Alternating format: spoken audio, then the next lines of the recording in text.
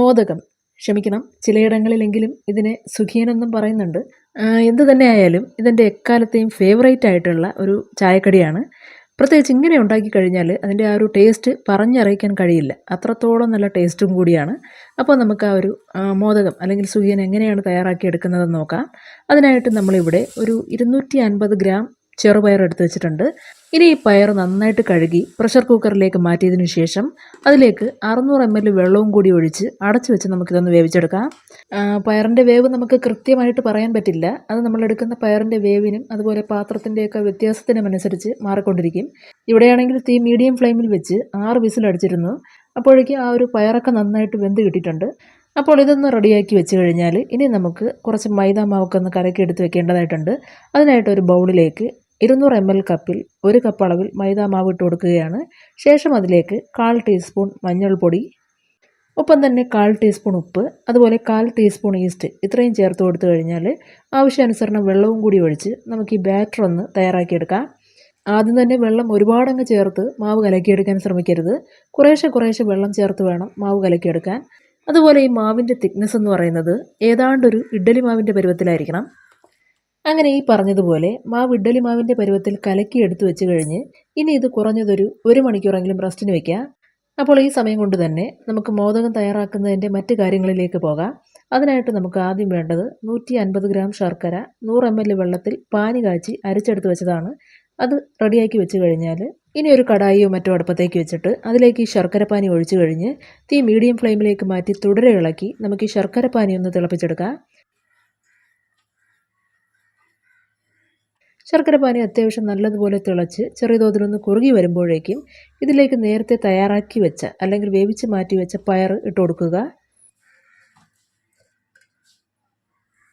അങ്ങനെ ഈ പയർ ഇട്ട് കൊടുത്തു കഴിഞ്ഞാൽ ഇനി ഇതിലേക്ക് 1/4 ടീസ്പൂൺ ഏലക്ക പൊടിച്ചതും അതുപോലെ ടേസ്റ്റ് ബാലൻസ് ചെയ്ത് കിട്ടുന്നതിലേക്കായി 3 നുള്ളു ഉപ്പും കൂടി ചേർത്ത് ഇളക്കി യോജിപ്പിക്കുക. ഒരു കാര്യം ശ്രദ്ധിക്കേണ്ടത്, ഇനി അങ്ങോട്ട് തീ ലോ ഫ്ലെയിമിലേക്ക് മാറ്റിയിട്ട് വേണം ഇതൊക്കെ നന്നായിട്ടൊന്ന് ഇളക്കി യോജിപ്പിക്കാൻ.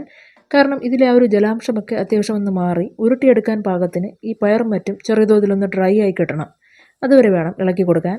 അങ്ങനെ ഈ പറഞ്ഞതുപോലെ പയറൊക്കെ ചെറിയ തോതിലൊന്ന് ഡ്രൈ ആയി കിട്ടിയിട്ടുണ്ട്. ഇനി ഫ്ലെയിം ഓഫ് ചെയ്ത് വെച്ചിട്ട് നമുക്കിതൊരു വശത്തേക്ക് മാറ്റി വയ്ക്കാം. അങ്ങനെ കുറച്ചേറെ സമയത്തിന് ശേഷം നമ്മുടെ ഈ പയറിലെ ചൂടൊക്കെ മാറി വരുമ്പോഴേക്കും ഇതിലേക്ക് 1.5 ടേബിൾ സ്പൂൺ വറുത്ത അരിപ്പൊടി ഇട്ട് മിക്സ് ചെയ്തെടുക്കുക. വറുത്ത അരിപ്പൊടി നിർബന്ധമില്ല, ആവശ്യമുണ്ടെങ്കിൽ മാത്രം ചേർത്ത് കൊടുത്താൽ മതിയാവും. ഇനി ഈ വറുത്ത അരിപ്പൊടി ചേർത്ത് കൊടുക്കുന്നതിൻ്റെ പ്രധാന ഉദ്ദേശം ഇവിടെ ഈ തയ്യാറാക്കി വെച്ചിട്ടുള്ള പയറിലും മറ്റും ഈർപ്പമുണ്ടെങ്കിൽ അവ ഉരുട്ടിയെടുക്കുന്ന സമയത്ത് ടൈറ്റായിരിക്കാതെ പൊട്ടിപ്പോകാനുള്ള സാധ്യതയുണ്ട്. അതൊഴിവാക്കാൻ വേണ്ടി മാത്രമായിരിക്കണം അരിപ്പൊടി ചേർത്ത് കൊടുക്കേണ്ടത്. അരിപ്പൊടിയുടെ അളവ് കൂടിപ്പോകാൻ പാടില്ല. അങ്ങനെയാണെങ്കിൽ പയറിൻ്റെ ടേസ്റ്റ് എടുത്ത് നിൽക്കില്ല. അതുകൊണ്ട് കഴിവതും അരിപ്പൊടി വളരെ കുറച്ച് മാത്രമേ ചേർത്ത് കൊടുക്കാവൂ. അങ്ങനെ ഈ പയറും അരിപ്പൊടിയും എല്ലാം നന്നായിട്ട് മിക്സ് ചെയ്തെടുത്തതിന് ശേഷം ഇതുപോലുള്ള ചെറിയ ബോളുകളാക്കി മാറ്റി വയ്ക്കുക. അപ്പോൾ ഇത്രയും ആയി കഴിഞ്ഞാൽ ഇനി നമുക്ക് ഈ ബോളുകൾ ഓരോന്നായിട്ട് നേരത്തെ തയ്യാറാക്കി മാറ്റി വെച്ച മാവിലേക്ക് മുക്കി നല്ല ചൂടായ എണ്ണയിലേക്ക് ഇട്ട് കൊടുക്കാം.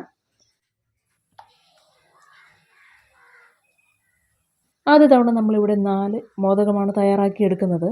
ഇങ്ങനെ ഈ 4 എണ്ണവും ഇട്ട് കൊടുത്തതിന് ശേഷം തീ മീഡിയം ഫ്ലെയിമിൽ വെച്ചിട്ട് വേണം ആദ്യ അവസാനം വരെ നമുക്ക് ഈ മോദകങ്ങളെല്ലാം തയ്യാറാക്കിയെടുക്കാൻ. ഇവിടെ ഇപ്പോൾ 4 എണ്ണവും ഇട്ട് കൊടുത്തിട്ടുണ്ട്. ഇനി ഒരു 2 മിനിറ്റുകൾക്ക് ശേഷം നമുക്കിത് തിരിച്ചിട്ട് കൊടുക്കാം.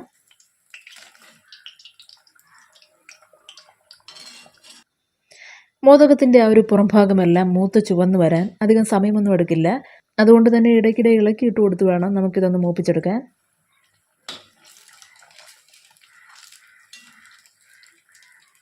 അങ്ങനെ ആദ്യ തവണ നമ്മൾ ഇട്ട് കൊടുത്ത മോദകത്തിൻ്റെ എല്ലാ വശവും ഒരുപോലെ മൂത്ത് ചുവന്ന് വന്നിട്ടുണ്ട്. ഇനി നമുക്കിത് എണ്ണയിൽ നിന്ന് കോരിയെടുക്കാം. അപ്പോൾ ഇത്രയേ ഉള്ളൂ, നമ്മുടെ ആ ഒരു പരമ്പരാഗത രീതിയിൽ തയ്യാറാക്കിയെടുത്ത മോദകം റെഡി ആയിട്ടുണ്ട്. അപ്പോൾ പതിവുപോലെ ഇന്നത്തെ വീഡിയോ എല്ലാവർക്കും ഇഷ്ടമായെന്നുള്ള പ്രതീക്ഷയോടുകൂടി ഇവിടെ നിർത്തട്ടെ. മറ്റൊരു വീഡിയോയുമായി വീണ്ടും കാണുന്നത് വരേക്കും നന്ദി, നമസ്കാരം.